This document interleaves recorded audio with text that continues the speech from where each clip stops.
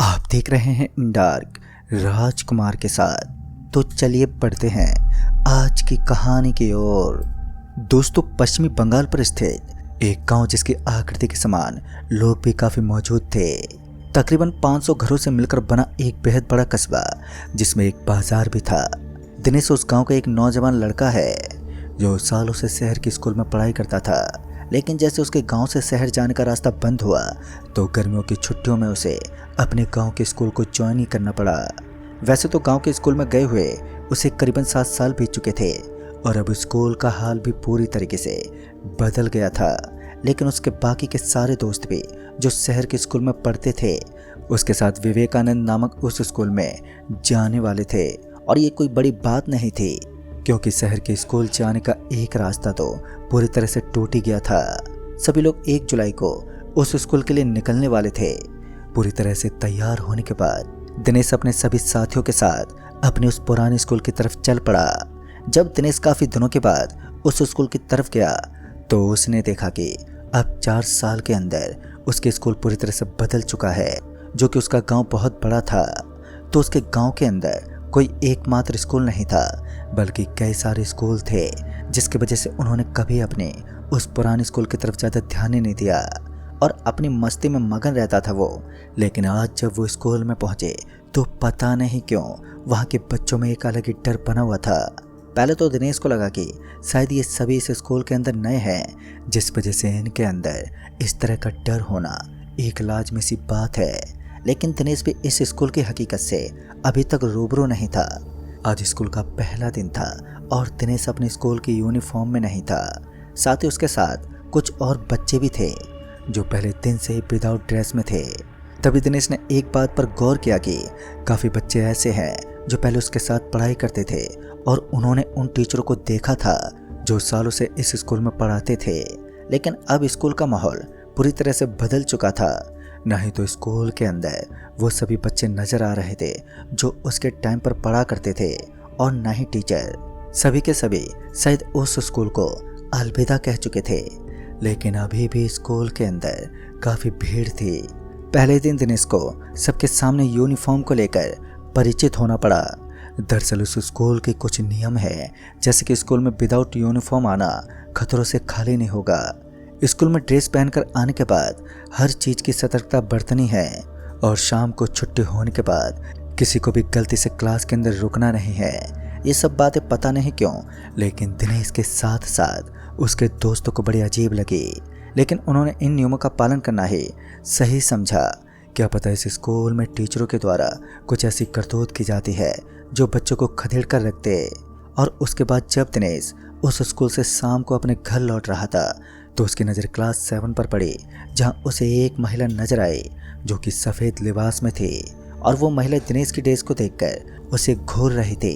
दिनेश को नहीं पता कि आखिर वो कौन थी और उसने उसकी तरफ ज़्यादा ध्यान भी नहीं दिया और स्कूल से वो निकल गया। लेकिन स्कूल से निकलते वक्त भी दिनेश के मन में उस सफ़ेद साड़ी वाली औरत की कुछ अजीब हरकतें चल रही थी। वो उसे ऐसे घूरते हुए क्यों देख रही थी जैसे मानो उस अजीब सी दिखने वाली सफ़ेद साड़ी वाली महिला ने किसी भूत को देख लिया हो। इन सब बातों से अनजान होते हुए दिनेश अपने स्कूल से निकल गया और फिर जब तक वो अपने घर पहुंचा तो वो इन सभी बातों को भुला चुका था। और फिर उसके बाद सुबह हुई और वक्त हुआ स्कूल की तरफ निकलने का। लेकिन इस बार दिनेश सीधे पहुंचा अपनी स्कूल की यूनिफॉर्म लेने के लिए बाजार। सबसे पहले उसने अपनी स्कूल की यूनिफॉर्म खरीदी और फिर उसे पहनकर ही वो स्कूल के लिए निकल गया। वो जैसे स्कूल के लिए निकला तो उसके सारे दोस्त उसे स्कूल की यूनिफॉर्म में नजर आए और उन्हें देखते उसे बड़ी खुशी हुई कि सारे के सारे आज स्कूल यूनिफॉर्म पहनकर आए हैं। लेकिन आज दिनेश की तबीयत थोड़ी खराब लग रही थी। उसके बदन में हल्के हल्के बुखार का एहसास हो रहा था। जब उसने अपने दोस्तों को इस बारे में बताया तो उसके दोस्तों ने हंसी मजाक के साथ उसके बुखार को छूमंतर कर दिया। लेकिन बुखार का असर हंसी मजाक को भला कहाँ ख़त्म होता है। किसी तरह स्कूल पहुंचने के बाद दिनेश का पूरा बदन गर्म होने लगा और उसके बदन में अब घबराहट हो रही थी। उसका जी घुट रहा था मानो उसे अभी अभी उल्टियाँ हो जाएंगी। और उसने ये बात उस स्कूल की प्रीति मैडम को बताई तो उसकी प्रीति मैडम ने कहा, अगर अकेले घर जा सकते हो तो घर चले जाओ, वरना कुछ देर आराम करने के बाद जब तुम्हें लगे कि अब तुम्हारी हिम्मत हो गई है तब घर लौट जाना। और तब तक तुम किसी क्लास में रुक जाओ। कोई ऐसी क्लास ढूंढ लो जो एकदम खाली पड़ी हो। हमारा स्कूल काफ़ी बड़ा है और इसके अंदर छोटी मोटी क्लास का खाली मिलना एक आम बात है। मैडम जी की बात मानते हुए दिनेश किसी ऐसी क्लास को ढूंढने लगा जो एकदम खाली हो। फिर दिनेश पहुंचा एक क्लास के पास जिसके चारों तरफ मकड़ियों के जाले लगे हुए थे और उस क्लास के एक एक कोने में उसे सन्नाटा ही सन्नाटा नजर आ रहा था। एक पंखा भी चल रहा था। तो दिनेश उस पंखे के नीचे पड़ी टेबल पर जाकर लेट गया। उसका बदन अब गर्मी के मारे तपने लगा। उसके शरीर से एक अलग ही ताप का एहसास हो रहा था और वो अभी भी उसी सुनसान पड़े कमरे के जस्ट बीचों बीच लेटा हुआ था। धीरे धीरे अब दिनेश की आंखें लगने लगी थी और स्कूल की छुट्टी होने के बाद वहाँ का वेटर पूरे स्कूल के एक एक कमरे की जांच करता है और सारी लाइट और पंखों को बंद करने के बाद ही अपने घर पर जाता है। दिनेश अपने स्कूल की यूनिफॉर्म के साथ अभी भी ज्यों का तो उस बेंच पर लेटा हुआ था। सुबह से शाम हो गई और उसे पता ही नहीं चला। नींद का गम उसके सर में चढ़ चुका था और अब बाहर की तरफ मूसलाधार बारिश भी होना शुरू हो गई थी। इस जोरदार बारिश से छत के ऊपर किसी पत्थर कंकड़ गिरने की भांति आवाज़ें भी आ रही थी, लेकिन वो नींद के गम में था। जैसे उस स्कूल का बेटा सारे कमरों को चेक करता हुआ जब उस स्कूल के उस कमरे में पहुंचा जहां दिनेश लेटा हुआ था, तो बारिश में भीगने के डर से वो जल्दी से ध्यान न देकर वहां से भाग निकला। उसके बाद बारिश ने अब विकराल रूप लेना शुरू कर दिया था और इस जोरदार बारिश के बीचों बीच बिजली से कड़कड़ाती हुई ध्वनि से अचानक ही दिनेश की आंख खुल गई। और उसके बाद जैसे दिनेश ने अपनी आंख खोलते हुए बाहर की तरफ देखा तो वो एक बंद कमरे के अंदर मौजूद था जहां पर चारों तरफ जोरदार सन्नाटा और घनघोर अंधेरा था और उस अंधेरे को चीरने वाली एक रोशनी जो बिजली की रोशनी थी उस कमरे के हल्के हल्के फाड़ से अंदर तक पहुंच रहे थे। इस रोशनी को देखते ही दिनेश समझ गया कि अब उसके सारे दोस्त उसे अकेला छोड़कर यहाँ से जा चुके हैं। उसे अपने दोस्तों पर गुस्सा तो बहुत आ रहा था, लेकिन इस वक्त वो कुछ भी कर पाने के लायक नहीं था। और इसी बीच उसे अपने कानों के नीचे से एक आवाज़ आई। ये आवाज़ किसी के बोलने की थी और ये बहुत ही धीमी आवाज़ थी, तो दिनेश ने इसे सही से नहीं सुन पाया। लेकिन इस आवाज़ ने उसे अंदर तक झंझोर कर रख दिया था, क्योंकि कहीं ना कहीं किसी नॉर्मल आदमी की आवाज़ तो नहीं हो सकती। भला इतनी रात को कोई यहाँ पर क्या करेगा।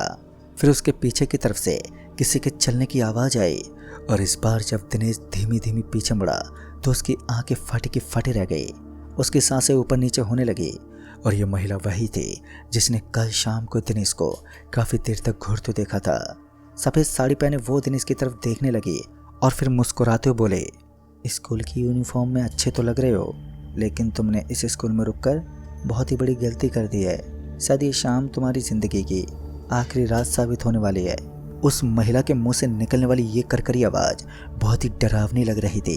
फिर उसने अचानक से दिनेश का हाथ पकड़ लिया और जब दिनेश ने उसे छुआ तो दिनेश को एहसास हो रहा था कि उस महिला के हाथ इतने ज़्यादा ठंडे हैं कि वो पूरा ठंड के मारे कांपने लगा। पता नहीं क्यों, लेकिन वो महिला दिनेश के बदन में एक अलग ही हलचल सी मचाने में कायम थी। कुछ देर तक तो दिनेश इसी तरह थर थर काँप रहा था और उसके बाद वो ज़ोर से चिल्लाया और ज़ोर ज़ोर से आवाज़ देने लगा। दिनेश के सारे दोस्त रात को गांव की दुकान पर इकट्ठा होकर आपस में मीटिंग करते थे। जब उन्होंने देखा कि आज उनका दोस्त दिनेश उनके साथ नहीं है तो वो उसके घर पहुंचे तो घर वालों के चेहरे पर भी चिंता मंडरा रही थी। दरअसल उन्हें भी दिनेश के बारे में कुछ मालूम ही नहीं था।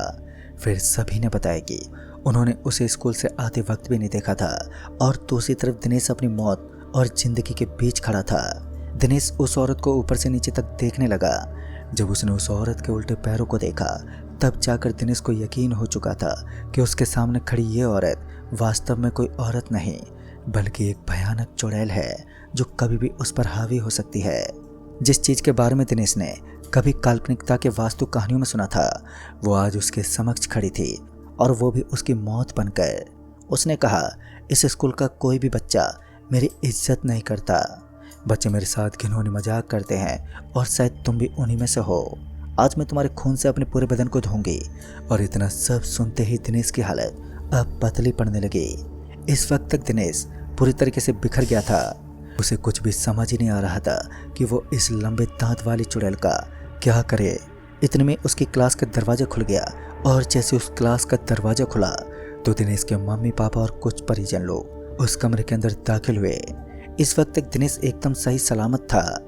दिनेश एक भयानक मंजर को देखने के बाद अपनी मानसिक हालत को बुरी तरह से खो बैठा था और अब उसके अंदर हिम्मत का कोई नामो निशान भी नहीं था। दिनेश की मानसिक स्थिति अब बिगड़ने लगी थी, लेकिन धीरे धीरे हॉस्पिटल के इलाज के साथ वो नॉर्मल हुआ। बाद में पता चला कि 3 साल पहले उस स्कूल के अंदर एक मैडम रहती थी और उस मैडम से सारे बच्चे डरते थे, लेकिन एक क्लास के बच्चे ने उसके साथ थोड़ी सी बेवकूफ़ी दिखाई और उसे चिढ़ाने के लिए कागज़ के टुकड़े बनाकर उसके ऊपर फेंकने लगे और अपने आत्मसम्मान को ठेस पहुंचता देख वो मैडम सहन नहीं कर पाई और वो वहीं पर मर गई। कहते उस दिन के बाद उस मैडम की आत्मा आज भी इसी स्कूल में मंडराती है और आज काफ़ी साल बीतने के बाद भी उस मैडम का काला साया मंडराता रहता है। दोस्तों, उसकी आत्मा को अभी तक शांति नहीं मिल पाई। वो अच्छे बच्चों को छोड़ देती है, लेकिन जो फर्जी लड़का दिखता है उसे परेशान करता है तो वो उसे मौत के घाट उतार देती है। तो दोस्तों, इस कहानी में बस इतना है। तब तक के लिए बाय एंड टेक केयर।